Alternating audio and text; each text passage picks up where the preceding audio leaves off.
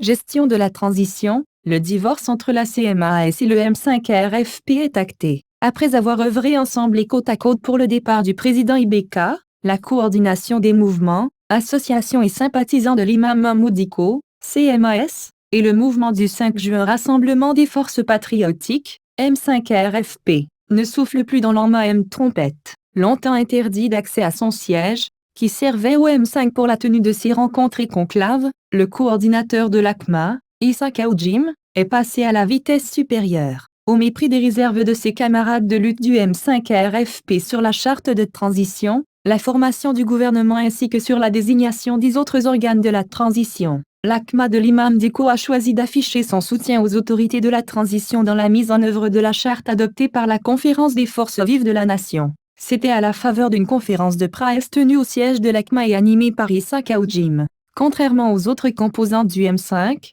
l'ACMA s'est dit prête à accompagner la transition à travers sa participation au Conseil national de la transition qui sera mis en place. Et ce n'est pas tout. Dans une déclaration, le camp de Mahmoud Dicko, par la voix de son coordinateur, a fait une série de propositions pour la réussite de la transition. Pour la refondation de l'État, elle préconise la relecture des textes fondamentaux comme la Constitution, la loi électorale, la charte des partis politiques. Comme pour répliquer à Shogel Kamega, le président du comité stratégique du M5, qui, lors de récents passages sur la chaîne Renouveau TV, a laissé entendre que le gouvernement de transition est à 70% composé de militaires ou de proches de militaires, la CMAS, pour l'amélioration de la gouvernance, invite les autorités de transition à lutter contre la corruption, la délinquance financière, mais surtout contre le népotisme et le favoritisme. Comme quoi, le divorce entre CMA et M5 est consommé et n'attend plus que d'être formellement officialisé. Questionné sur le sujet, Kaoujim n'a pas voulu faire trop de commentaires.